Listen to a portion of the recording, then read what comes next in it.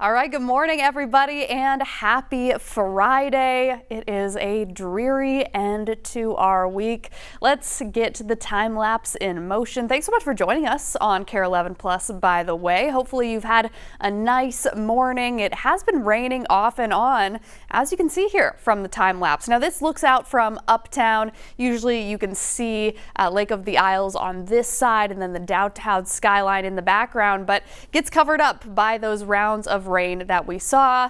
Out in the backyard this morning, I did have to use the umbrella a couple times, but I was able to put it away a couple times as well. So all that to try and tell the story of today. You're not going to need the umbrella or the windshield wipers all day long, but intermittently, yes, rain will continue to move in. It will be mostly light, but we could see pockets of more moderate rainfall. And I think what's interesting here is this is a very spring-like setup. So we have multiple things going on, multiple things possible, I should say, throughout the day today. We could see storms.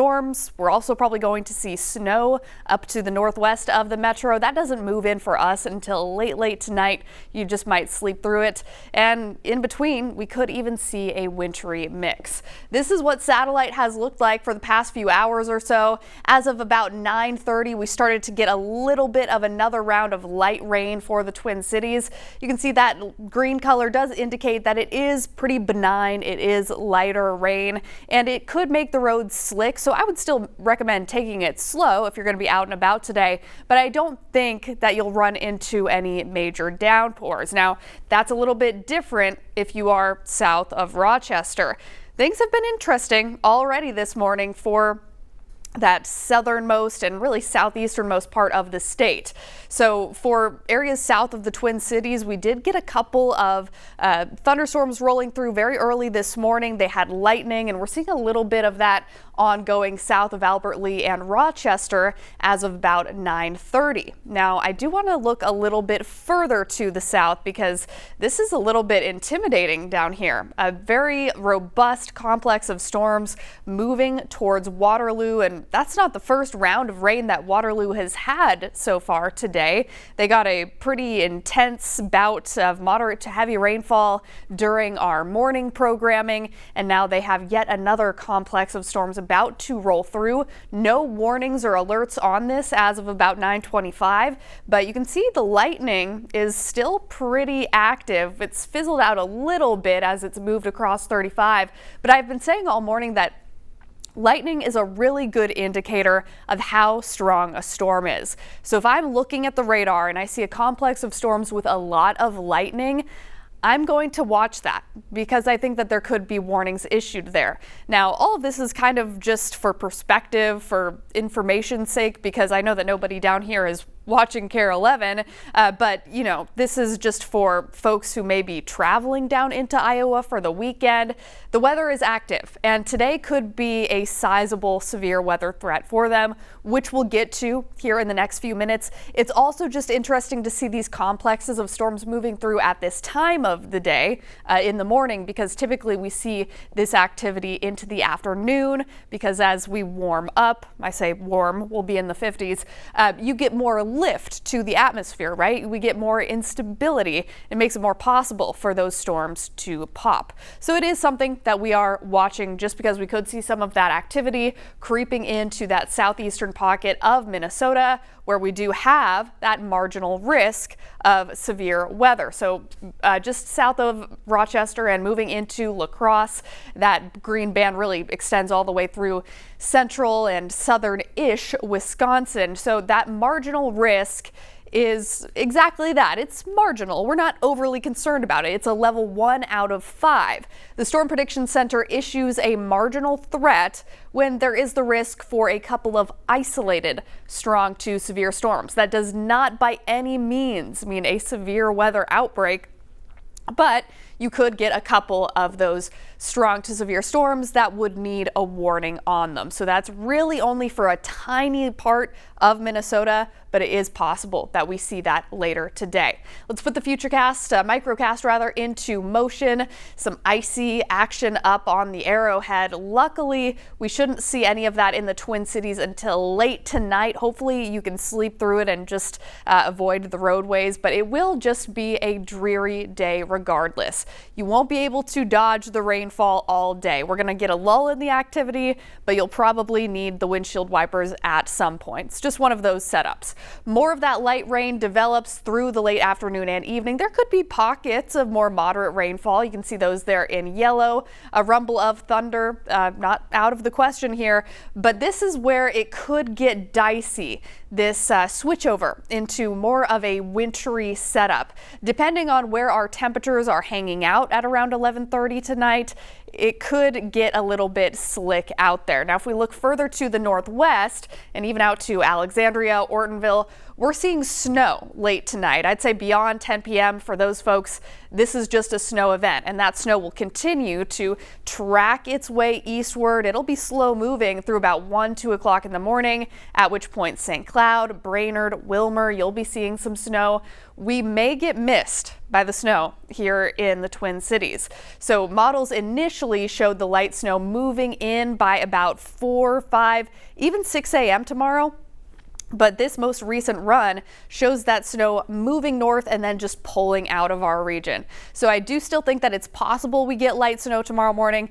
It's also possible that we don't. So it is tricky, and a lot of what happens for the rest of the day today just depends on how the atmosphere behaves into the afternoon. One thing that I can tell you with more confidence, though, is we should see sunshine by Saturday at lunchtime. This is noon tomorrow. You can see that system, a distant memory. We are clearing things out with clearing skies expected. How much rain could we get before then?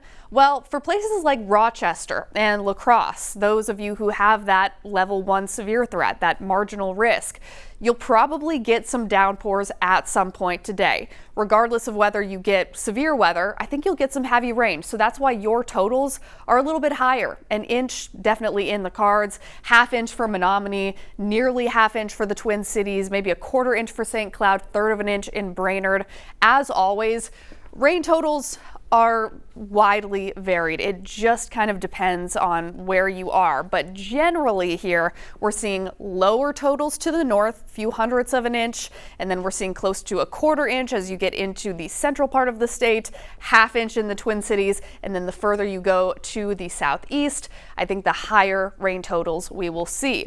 As for the Twin Cities, it's not looking very likely that we see any snow accumulation. One, because it's going to be hard for the snow to stick, and then additionally just because it's looking less likely that we will get a significant amount of light snow, if at all. But for areas out to the west, there is a winter weather advisory in place through 9 o'clock tomorrow morning. Folks in St. Cloud, south of Brainerd, Alexandria, Bemidji, Thief River Falls, Ortonville, Marshall, Wilmer, Jackson, and Laverne, just to name a handful because why not? You could see 1 to 2 inches of snow as well as a glaze of ice possible. We can't forget that there will be multiple types of precip ongoing within the state of Minnesota as we head through tonight.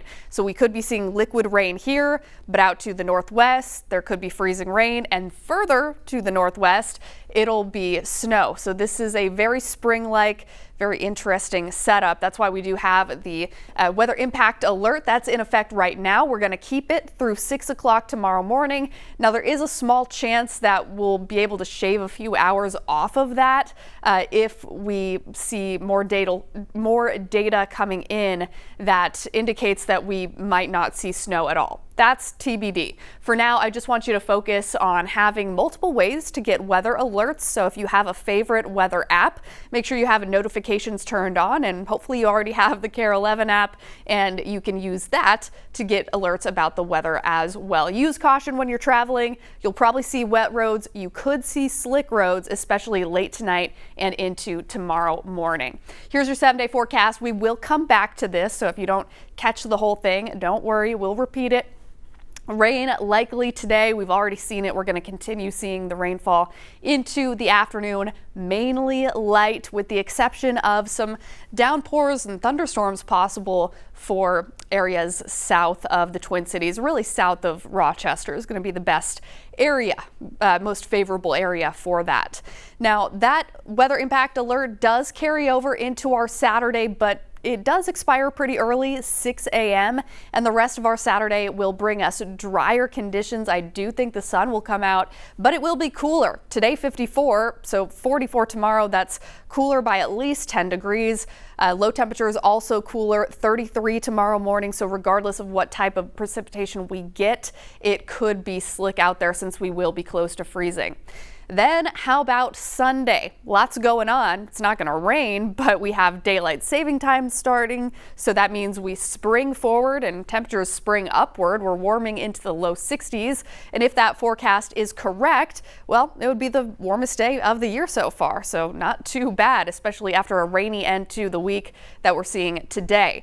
Monday, also pretty warm by March standards. You'll notice in the upper right hand of the 7-day, the average high is 37 degrees, and we're hitting nearly 20 degrees warmer than that on our Monday. Record high is 62, so we may not get there, but we'll be warm either way. And then we'll see those temperatures start to drop off through the middle and end of next week. So just beyond the 7-day, here's what we could be working with. North of the Twin Cities, we're leaning towards cooler than normal temperatures, especially up toward the Canadian border. A lot of gray area here. Those areas will probably just see near normal temperatures.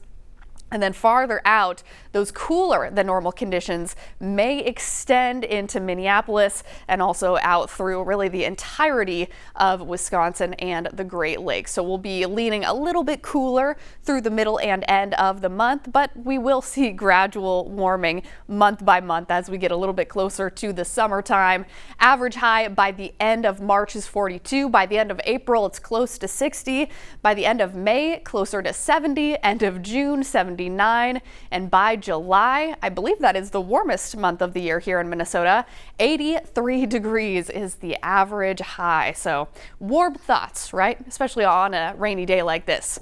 Today, rainy intervals for most of the day. Most of the rain will be light, but there is a chance for storms south of the metro later today. And if we do get those storms, we could get brief heavy downpours. Into tomorrow, freezing rain will be possible. So that'll be very late tonight and mainly out to the northwest of the metro. We also have a chance for light snow early tomorrow morning.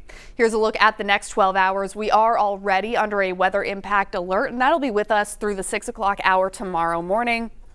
You can see we should get a little bit of a lull in the activity before we get a secondary round of rain moving through this afternoon and evening. And for folks down to the south of the metro, into Mankato, Rochester, that could be heavier rain if we get some storms. And on that note, I do want to show you our convective outlook, kind of on a wider angle. We did look at this already, but this allows you to see how expansive this is. So for Minnesota, we're only getting clipped by the northernmost edge of the convective outlook. This is a level 1. Once you get down into most of Iowa, it is a level 2. They're in yellow, or what we call a slight risk. And then further to the south, you can see that orange Easter egg there. That's what we call an enhanced risk, or a level 3 out of 5, and that's more of a cause for concern when it comes to severe weather. I know that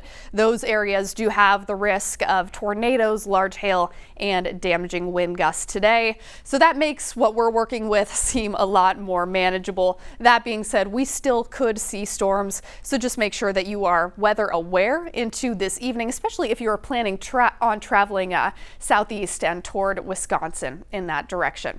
Today, highs should be in the 50s for the Twin Cities. We'll go mid-40s in St. Cloud, lower 40s in Brainerd, 40 for Grand Rapids, and cooler up north, 37 International Falls, 35 in Bemidji, 20 in Thief River Falls. And as we head into tonight, it'll be chilly. 33 here locally, and we're going to be in the freezer for St. Cloud, Wilmer, Mankato, Alexandria, Brainerd, everybody below 32. So watch out for some ice developing with that precipitation that falls later today and into tonight.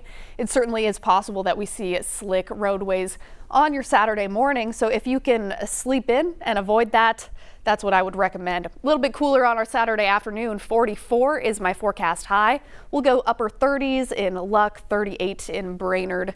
And let's go ahead and get right over to your 7-day forecast one last time. Weather impact alert in place today. It started at 6 o'clock this morning. It'll be in effect till 6 o'clock tomorrow morning. After that, we should be dry the rest of the weekend.